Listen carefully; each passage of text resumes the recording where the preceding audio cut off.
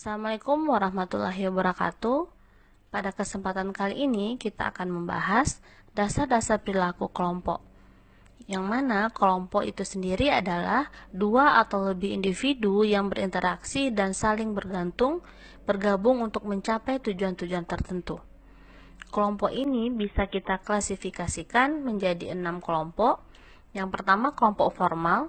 Kelompok formal adalah kelompok kerja yang ditugaskan dan didefinisikan oleh struktur organisasi. Yang kedua, kelompok informal.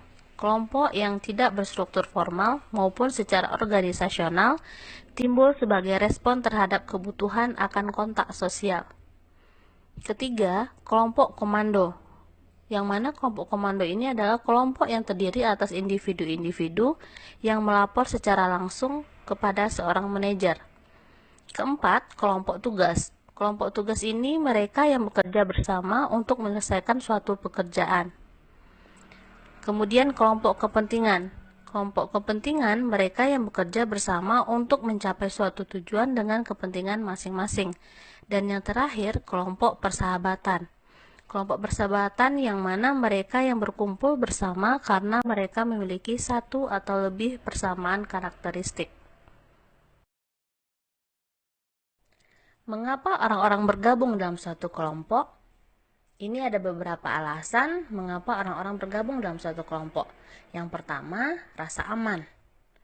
Kemudian, status, harga diri, afiliasi, kekuatan, dan pencapaian tujuan.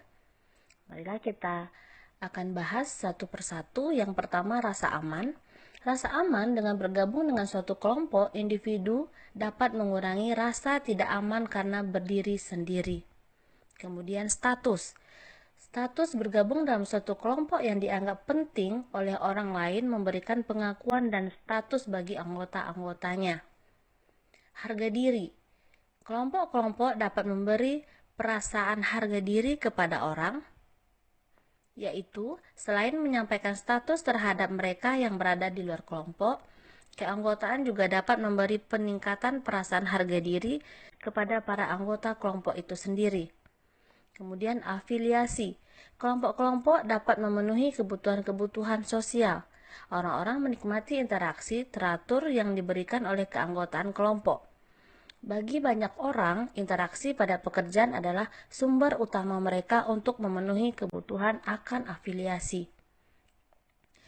Lalu adanya kekuatan yang tidak dapat dicapai secara individu seringkali menjadi mungkin melalui tindakan kelompok. Terdapat kekuatan dalam jumlah. Kemudian yang terakhir, pencapaian tujuan. Terdapat saat-saat di mana membutuhkan lebih dari satu orang untuk menyelesaikan suatu tugas. Terdapat sebuah kebutuhan terhadap kelompok bakat, pengetahuan, atau kekuatan dengan tujuan menyelesaikan sebuah pekerjaan. Dalam contoh-contoh seperti itu, manajemen akan mengandalkan penggunaan sebuah kelompok formal. Selanjutnya, kita akan bahas tahap-tahap perkembangan kelompok. Tahap-tahap perkembangan kelompok ini ada 5 tahap. Yang pertama, tahap pembentukan. Kedua, tahap timbulnya konflik. Ketiga, tahap normalisasi. 4, tahap berkinerja. 5, tahap pembubaran. Tahap pembentukan merupakan tahap pertama dalam perkembangan kelompok. Dikarakteristikkan oleh banyaknya ketidakpastian. Kedua, tahap timbulnya konflik.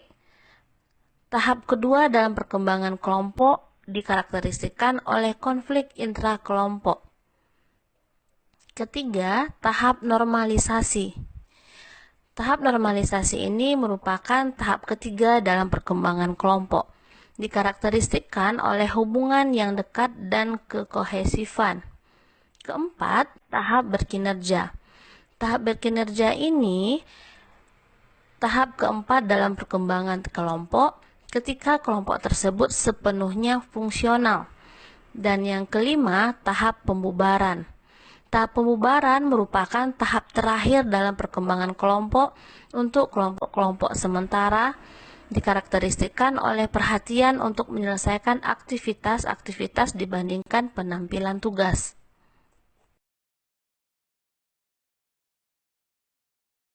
Hal-hal mengenai kelompok diantaranya ada peran, norma, status, ukuran, dan kekohesifan.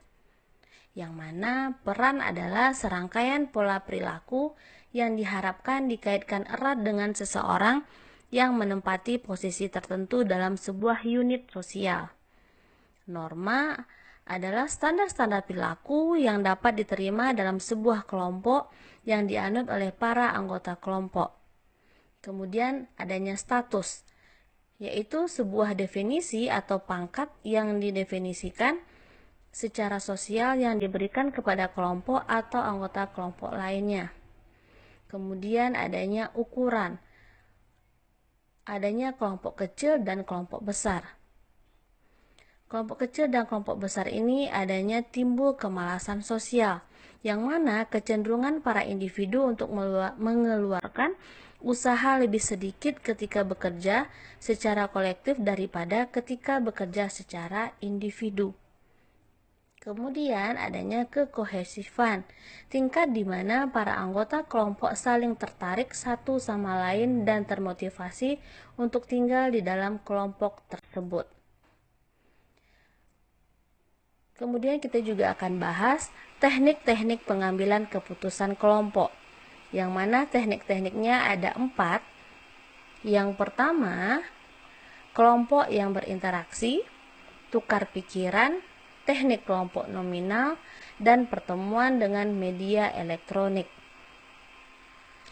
Kelompok yang berinteraksi yaitu kelompok biasa, di mana para anggotanya saling berinteraksi secara tatap muka. Sedangkan tukar pikiran yaitu sebuah proses pembangkitan ide yang secara khusus mendorong semua alternatif apapun. Sementara itu menahan kritik atas alternatif-alternatif tersebut. Teknik kelompok nominal yaitu sebuah metode pengambilan keputusan kelompok di mana para anggota secara individual bertemu secara tatap muka untuk menyatukan penilaian mereka dengan cara sistematis tetapi independen.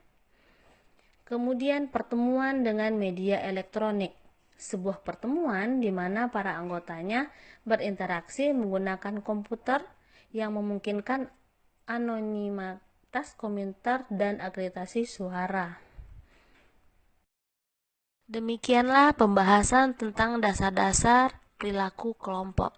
Semoga ilmunya bermanfaat. Assalamualaikum warahmatullahi wabarakatuh.